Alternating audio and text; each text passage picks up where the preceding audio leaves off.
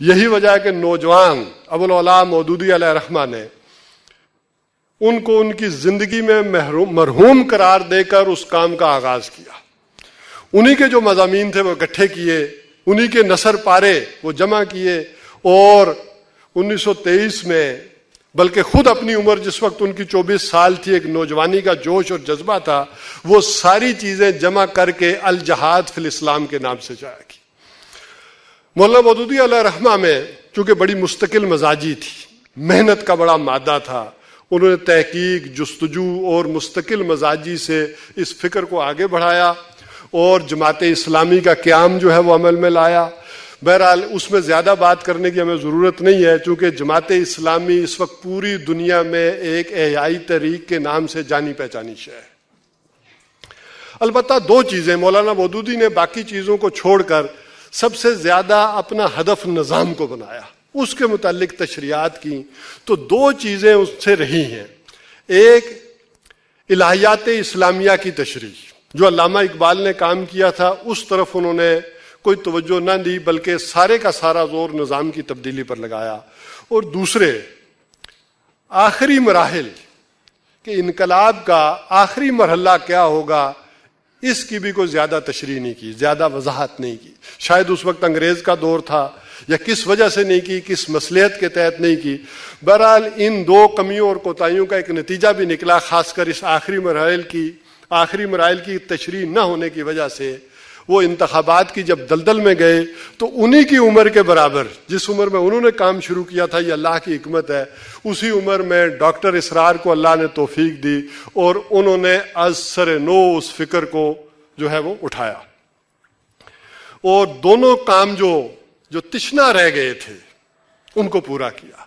ایک طرف انہوں نے الہیات اسلامیہ کی تشریح کا از سر نو کسی حد تک جدید انداز میں کام شروع کیا اور نظریہ ارتقاء پر گفتگو کی.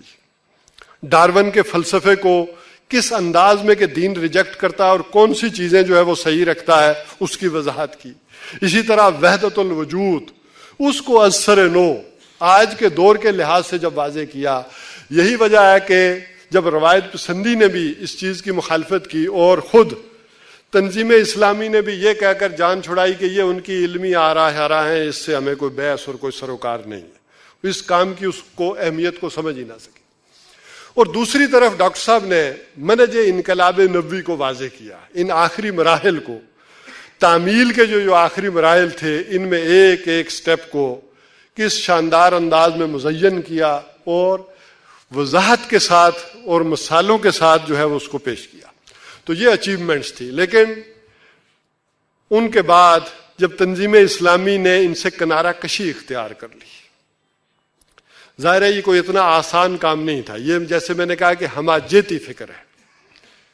انہوں نے ڈاکٹر اسرار صاحب کے قرآنی فکر کو تو لیا اور اس پر چلنے کا معاملہ تو کر لیا، لیکن کہا یہ جو عمرانی فکر ہے، یہ جو جدید دور میں اس دین کا نفاذ کس انداز میں ہوگا، اور یہ جو علمی آراء ہے، یہ جو ڈیپتھ ہے، اس کو علیحدہ سے جب کر دیا تو ایک اضطراب پیدا ہوا. اس کا جو فرق پڑتا تھا ذہنوں کے اندر، وہ بہرحال اس اضطراب کو شدت کے ساتھ خالد محمود عباسی صاحب نے جو ہے وہ محسوس کیا. اور جن لوگوں کے اندر بھی وہ اضطراب موجود تھا اور وہ محسوس کر رہے تھے، حساس جو لوگ تھے، انہوں نے محسوس تو ہو رہا تھا ہمیں بھی کوئی نہ کوئی گڑبڑ ہے، کوئی نہ کوئی مسئلہ تو ہے، وہ پہلے سی بات نہیں ہے، وہ پہلے سے حالات نہیں ہے. وجہ کیا ہے؟ کیوں سست روی کا ہم شکار ہیں؟ کیوں جمود کا ہم شکار ہوتے چلے جا رہے ہیں؟ تو اس کی وجہ کیا ہے؟ اس کو زبان دی پھر خالد محمود عباسی نے، اور ان کے ساتھ پھر ہم اکٹھے ہوئے. بہرحال یہ ایک فکری ارتقاء بھی ہوا کہ جیسے علامہ اقبال نے نظم کی صورت میں پیش کیا، ابوالکلام آزاد نے نثر کی صورت میں پیش کیا، اسی طرح مولانا مودودی علیہ الرحمہ نے اس کو جدید اصطلاحات کے ساتھ، اور خاص کر ان کے ساتھ جب مولانا امین احسن اصلاحی صاحب مل گئے تو انہوں نے قرآنی اصطلاحات اور وہ قرآنی رنگ بھی اس میں بھر دیا، اور پھر اس کو اور مکمل شکل میں ڈاکٹر اسرار صاحب نے کر دیا.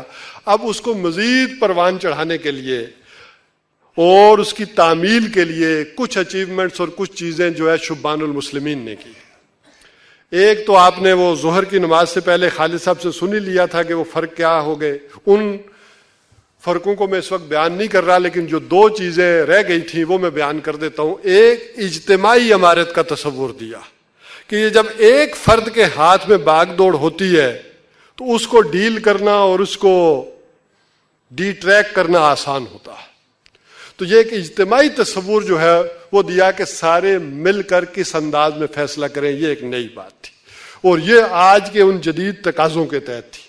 دوسرا، جیسے بیعت ہو، دوسری چیزیں ہوں، ان کو اپنے اصل مقام پر رکھا کہ جو زور دے کر جو ہے وہ پہلے سے کر لی گئی تھی۔ اور ایک اور اچیومنٹ یہ کی کہ مرکزی سطح پر بیت المال نہیں ہوگا۔ یہ بڑے فتنے کا سبب بنتا، جہاں دودھ ہو وہاں مکھیاں آ ہی جاتی۔ تو لہذا کہا کہ مرکزی سطح پر ہم کوئی اثاثے نہیں بنائیں گے، کوئی مال نہیں جمع کریں گے، البتہ ضرورت کے تحت جب بھی کسی ایونٹ میں کوئی ضرورت پڑے گی تو اپیل کریں گے، جو آ گیا جتنا آ گیا اس کے مطابق ہم اپنا پلان کریں گے، اپنا کام کریں گے، اضافی سرمایہ اور اس طرح کا مرکزی نظام ہم نہیں رکھیں۔ تو یہ ایک اچیومنٹس تھی کہ جو اس وقت ہوئی۔ اور دوسرے ایک عملی مظاہرے کے طور پر آپ کے سامنے رکھ دوں، جتنا بھی میرا تھوڑا سا مطالعہ ہے اور تجربہ ہے تحریکوں میں رہنے کا، میں نے یہ محسوس کیا ہے آج کے اجتماع میں کہ وہ سفر جو احیائی تحریکوں نے تاریخ میں 20-30 سال میں کیا ہے، اللہ تعالیٰ نے وہ سفر شبان المسلمین کے ذریعے 1 سال میں طے کروا دیا۔ چونکہ میں جماعت اسلامی میں بھی رہا، پھر تنظیم اسلامی میں، نہیں تو میں نے بڑا عرصہ وہاں بھی دیکھا کہ کتنے سالوں میں بھی 200 یا 300 آدمی جمع نہیں ہو سکے تھے۔ خود جب جماعت کا آغاز ہوا یا ڈاکٹر صاحب نے آغاز کیا تو 100 سے کم ہی تعداد تھی، 70-75 کے لگ بھگ ہی تھی دونوں کی، اور کئی سالوں میں جا کر کوئی 200 یا 300 آدمی ہوئے۔ تو یہ بھی اندازہ ہو رہا ہے کہ آئندہ دنیا میں کیا ہونے والا ہے، کس تیزی سے معاملات آگے بڑھنے والے ہیں، اس کا ایک شعور اور اس کا ایک ادراک جو ہے وہ ہمیں ہونا چاہیے کہ ہم کس مقام پر کھڑے ہیں۔